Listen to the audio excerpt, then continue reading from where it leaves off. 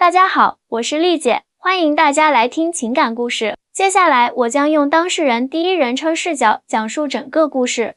喜欢我的频道，欢迎点赞订阅，谢谢大家了。我叫林佩珊，今年28岁，是土生土长的台北女孩。我从小就听妈妈说，女孩子要嫁得好，最好能找个外国人，不仅能改变生活，还能让未来的孩子拥有混血的精致五官。这种想法在我成长的过程中一直根深蒂固，直到我遇见了杰克和杰森，我的人生才真正开始翻天覆地的变化。大学毕业后，我通过朋友的介绍，在一家外商公司找到了工作，负责接待外国客户。我身高168，体重48公斤，平时喜欢健身，维持着纤细的腰身和挺拔的身材。我的同事们经常夸我说，佩珊，你这身材放在台湾简直是万里挑一啊。每次听到这样的话，我都会暗自得意。那是3年前的夏天，公司来了2位美国客户，当他们一前一后走进会议室的那一刻，我简直惊呆了。天啊，他们长得一模一样。没错，他们是一对同卵双胞胎兄弟，杰克和杰森·威廉姆斯。两人都有1.9米的身高，金棕色的头发，深邃的蓝眼睛，还有那宽阔的肩膀和健美的身材，简直就像是从好莱坞电影里走出来的明星。哇塞，这也太帅了吧！我心里忍不住尖叫。当我站起来准备为他们倒水时，发现他们的目光都落在了我身上，那种欣赏和惊艳的眼神让我瞬间脸红，心跳加速。负责接待他们的这段时间里，我发现虽然他们长得一模一样，但性格却截然不同。哥哥杰克沉稳内敛，说话总是温柔有礼，弟弟杰森则活泼外向，幽默风趣，总能让周围的人捧腹大笑。他们俩似乎对台湾的文化特别感兴趣，而我作为他们的接待人员，自然成了他们了解台湾的窗口。有一天晚上，我陪他们去了士林夜市，他们对各种台湾小吃表现出了极大的热情。杰森兴奋地拉着我尝遍了各种小吃，而杰克则安静地跟在我们身后，时不时为我们拍照记录。佩珊，这个臭豆腐真的太神奇了，闻起来这么可怕，吃起来却这么美味。杰森一边吃一边赞叹道，是啊，这就是我们台湾的特色小吃，闻起来臭，吃起来香。我笑着回答。杰克则认真地说，台湾的文化真的很有魅力，就像你一样。这句话让我心里一颤，脸颊不由自主地发烫。短短2周的相处，我们3人建立了奇妙的友谊。临走前，他们都向我表达了想要继续保持联系的意愿。回到美国后，他们经常给我发信息，分享他们的日常生活。杰克会给我发一些美国的风景照和他读的书，杰森则会发一些搞笑视频和他参加的派对照片。半年后，杰克和杰森因为工作关系再次来到台湾，这一次他们主动约我出去玩。在阳明山的樱花树下，杰克突然对我表白了。佩珊，我从第一次见到你就被你吸引了，你不仅美丽，还很聪明，对生活充满热情。我想认真的追求你，可以给我这个机会吗？我简直不敢相信自己的耳朵，这么完美的外国男人竟然喜欢上了我。就在我还在犹豫要如何回应时，杰森也跑了过来。佩珊，我知道我哥哥可能已经向你表白了，但我必须让你知道，我也喜欢你。杰森的眼神中充满了真诚。我知道这样很奇怪，但我们2个都被你深深吸引了。啊，这是什么情况啊？我完全懵了，一时间不知道该如何回应。2个长相一模一样的帅哥同时向我表白，这种事情只会发生在偶像剧里吧？接下来的日子里，杰克和杰森轮流约我出去，他们仿佛在进行某种温柔的竞争。杰克带我去美术馆、音乐会，我们聊文学、聊艺术；杰森则带我去蹦极、冲浪，让我体验各种刺激的活动。佩珊，你今天穿这件蓝色连衣裙真的太美了，衬托出你完美的身材。杰克在一次约会中轻声说道。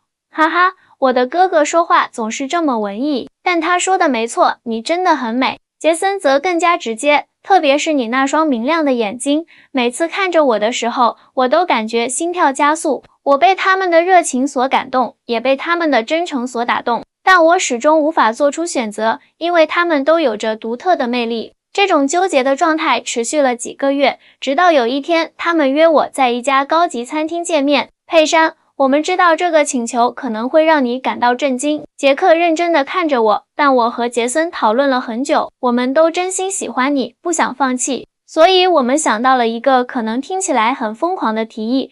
杰森接着说，在美国有一些州允许一夫多妻制，虽然不被广泛接受，但法律上是有可能的。我瞪大了眼睛，难以置信地看着他们。你们是说你们两个都想娶我？是的，他们异口同声地回答，我们愿意共同爱你，照顾你，给你想要的一切。这也太离谱了吧！我差点惊叫出声，但内心深处却有一丝隐秘的兴奋。两个完美的男人都爱我，都想娶我，这种感觉说实话有点令人心动。经过几天的思考，我同意了他们的提议。我们决定先保持3人约会的状态，看看这种关系是否真的可行。在接下来的半年里，我们3人一起旅行，一起生活，探索这种不寻常的关系模式。杰克和杰森买下了一栋位于台北市郊的大别墅，我们3人开始了同居生活。起初，这种生活让我感到既新鲜又刺激。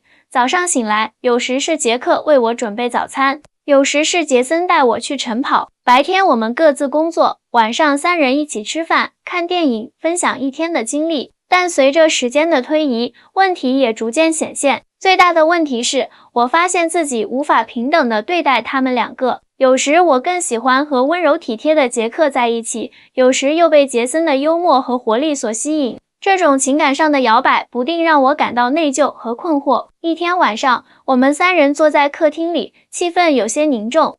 佩珊，我们注意到你最近有些心不在焉，杰克轻声说，是不是这种关系让你感到压力？我深吸一口气，决定坦诚相待。我确实有些困惑，有时我不知道该如何平衡对你们的感情，我害怕会伤害到你们中的任何一个。这是很自然的反应，杰森安慰我，我们也在学习如何处理这种复杂的关系。也许我们需要更明确的规则和界限，杰克提议，比如轮流约会或者分配特定的时间。就这样，我们制定了一套共享生活的规则。周1至周3，我和杰克约会；周4至周6，我和杰森约会；周日我们3人一起活动。这种安排在一段时间内确实缓解了一些问题。我的朋友雅婷是第一个发现我们这种奇怪关系的人。有一次，她来别墅找我，恰好看到我和杰克、杰森一起在花园里野餐。佩珊，这是什么情况啊？她震惊地问。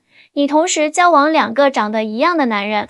这个我尴尬地解释了我们的关系。雅婷瞪大了眼睛，天啊，你也太厉害了吧！2个这么帅的外国人都被你拿下了。不过这种关系真的能长久吗？这个问题我也曾无数次问过自己，但当时沉浸在被2个完美男人爱着的幸福感中，我选择性地忽略了这些隐忧。随后，我们决定去美国拉斯维加斯举行一个非正式的3人婚礼。虽然法律上不被承认，但对我们来说，这是一种承诺的象征。婚礼当天，我穿着洁白的婚纱，左边是西装笔挺的杰克，右边是同样帅气的杰森。我们在亲朋好友的见证下，许下了共同生活的誓言，这简直太疯狂了。雅婷在婚礼上悄悄对我说，但看到你这么幸福，我也为你高兴。回到台湾后，我们的3人婚姻很快成为了朋友圈中的热门话题。有人羡慕我能同时拥有2个完美的丈夫，有人则对这种关系表示质疑和不解。我的父母得知此事后，震惊的几天没和我说话。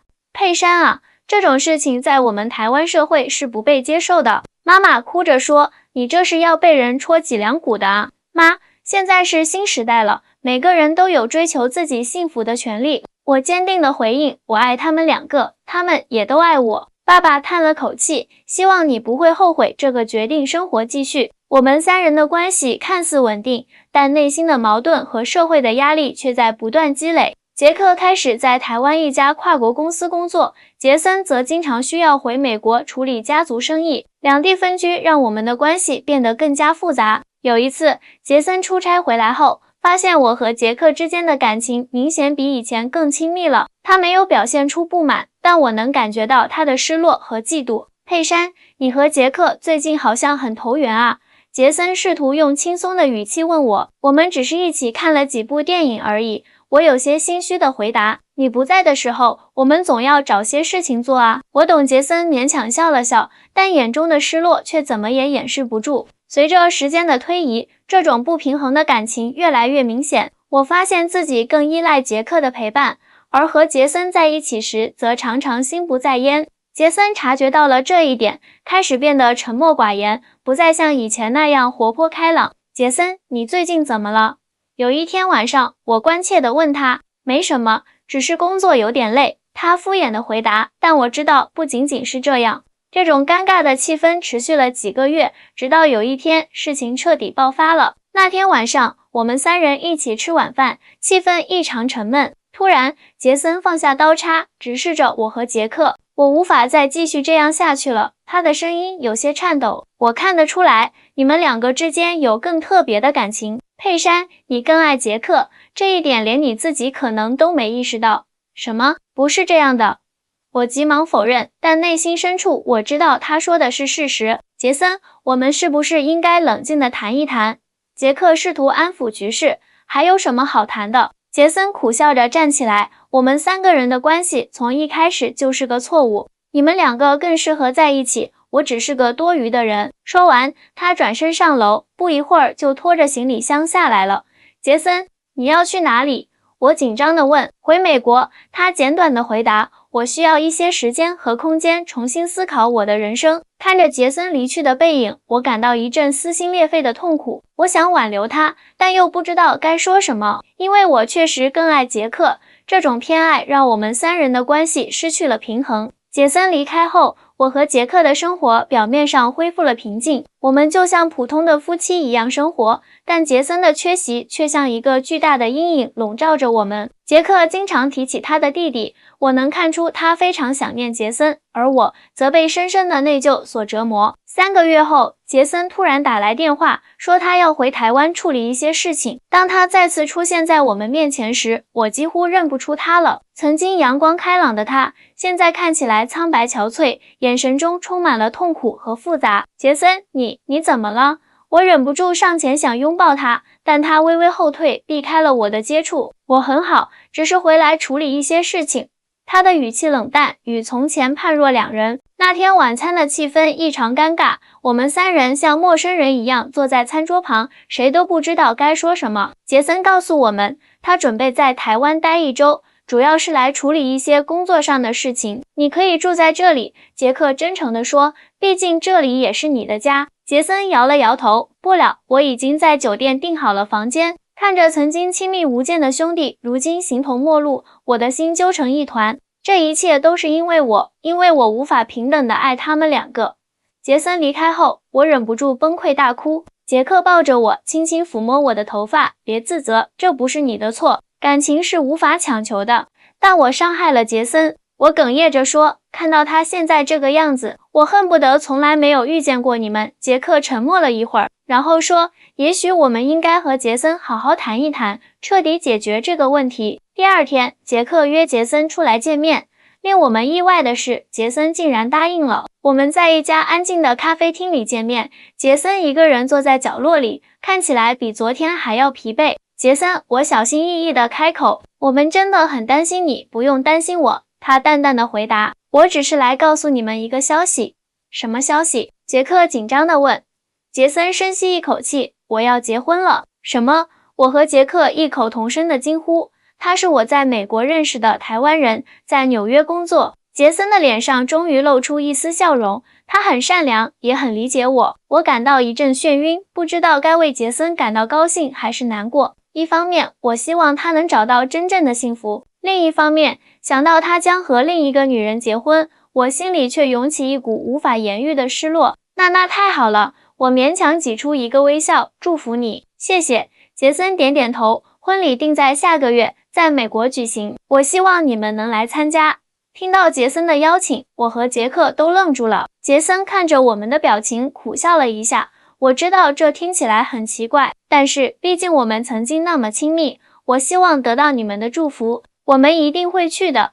杰克坚定地说，你永远是我最亲爱的弟弟。杰森离开后，我陷入了前所未有的混乱中。我应该感到释怀，因为杰森找到了新的幸福。但为什么我的心里却充满了失落和嫉妒？难道我真的如此自私，希望杰森永远只爱我一个人？佩珊，你还好吗？杰克关切地问。我不知道，我摇了摇头，我感觉很混乱。你是不是也爱着杰森？杰克直视着我的眼睛。我无法回答这个问题，因为我自己也不确定答案。我爱杰克，这一点毋庸置疑，但对杰森，我确实有着特殊的感情，只是那种感情被我自己压抑了太久。接下来的几天里，我辗转反侧，无法入睡。杰克看出了我的心事，但他没有责怪我，反而给了我更多的包容和理解。佩珊，如果你对杰森还有感情，你应该诚实面对。杰克温柔地说，不要因为我而勉强自己。但我不想伤害你，我哭着说，我真的很爱你。我知道。杰克亲吻我的额头，但我更希望你能找到真正的幸福。就在我们纠结于这段复杂关系的时候，一个更大的炸弹落了下来。杰森的未婚妻莉莉突然来找我，她是个清秀的台湾女孩，眼神中透着坚定和智慧。佩珊姐，我知道你们之间的关系。莉莉直截了当地说，杰森把一切都告诉我了。我惊讶地看着她，那你不介意吗？一开始我确实很震惊，莉莉坦率地说，但我爱杰森，我愿意接受他的过去。不过他顿了顿，我想确认一件事。什么事？你现在是否还爱着杰森？莉莉的目光如炬，我被这个直接的问题镇住了，一时不知如何回答。你的沉默已经说明了一切。莉莉轻声说，我理解你的感受，但请你明白，杰森现在正试图走出阴影，开始新的生活。如果你还爱他，请你放他自由。莉莉的话像一把锋利的刀，刺进我的心脏。她说的对，如果我真的爱杰森，就应该祝福他，而不是继续让他陷在这段复杂的关系中。我明白了，我努力控制着颤抖的声音，我会祝福你们的。莉莉离开后，我终于崩溃了，我蜷缩在沙发上，痛哭不止。杰克静静地坐在我身边，轻轻抚摸我的背。我搞砸了一切。我哭着说，我伤害了你们两个不？佩珊，杰克摇摇头，我们三个人都有责任。这段关系从一开始就是个错误，我们都太自私了，以为爱可以超越一切束缚。那现在怎么办？我绝望地问。也许我们需要一段时间冷静思考，杰克温柔地说，各自理清自己的感情。就这样，杰克也暂时搬出了别墅。我一个人留在这个曾经充满欢笑的大房子里，感受着前所未有的孤独。我开始反思这段不寻常的关系，以及我对杰克和杰森的真实感情。1个月后，杰森和莉莉的婚礼如期举行，我和杰克一起飞往美国参加。婚礼现场布置得简单而温馨，杰森穿着笔挺的西装，站在台上，脸上洋溢着幸福的笑容。当莉莉挽着父亲的手缓缓走来时，全场的目光都落在了这位美丽的新娘身上。看着他们交换戒指、宣誓、亲吻，我心中百感交集。一方面，我真心为杰森感到高兴；另一方面，一种难以名状的失落感却挥之不去。婚礼结束后，杰森找到了我和杰克。谢谢你们能来，他真诚地说，这对我意味着很多。我们会永远支持你。杰克紧紧拥抱了自己的兄弟。轮到我和杰森告别时，气氛突然变得有些尴尬。祝你幸福，杰森，我轻声说。莉莉是个很好的女孩。谢谢，杰森点点头。佩珊，我希望你也能找到真正的幸福。听到这句话，我的眼泪再也控制不住地流了下来。杰森犹豫了一下，最终还是张开双臂，给了我一个轻轻的拥抱。在那短暂的接触中，我感受到了他的释然和祝福。回到台湾后，我和杰克尝试着重新开始我们的关系，但无论我们如何努力，那段3人关系的阴影始终笼罩着我们。我们之间的对话经常充满了尴尬和沉默，就连最亲密的时刻也无法找回从前的感觉。我们是不是该承认，我们之间已经回不去了？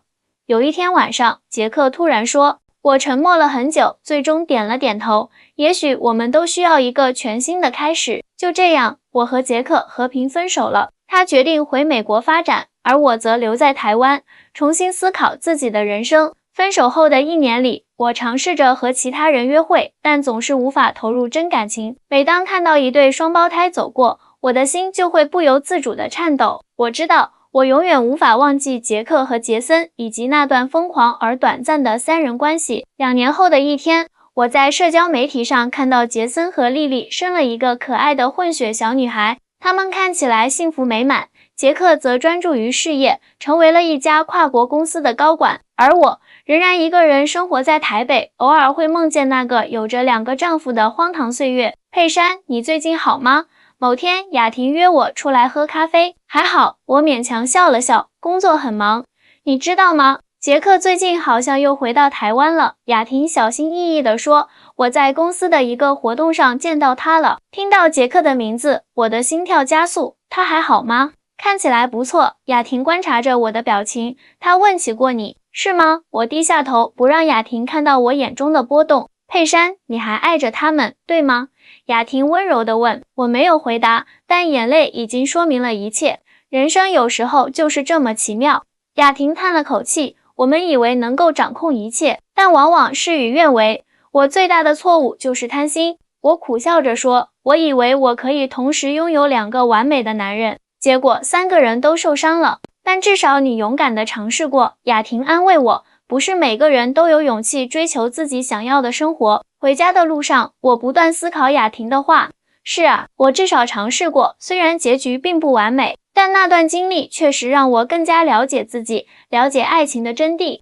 1周后，我在公司楼下的咖啡厅里偶遇了杰克，他看起来比以前更加成熟稳重，但那双深邃的蓝眼睛依然如故。好久不见，杰克微笑着说，你看起来很不错，谢谢，你也是。我尽量让自己的声音听起来平静。听说你又回到台湾了。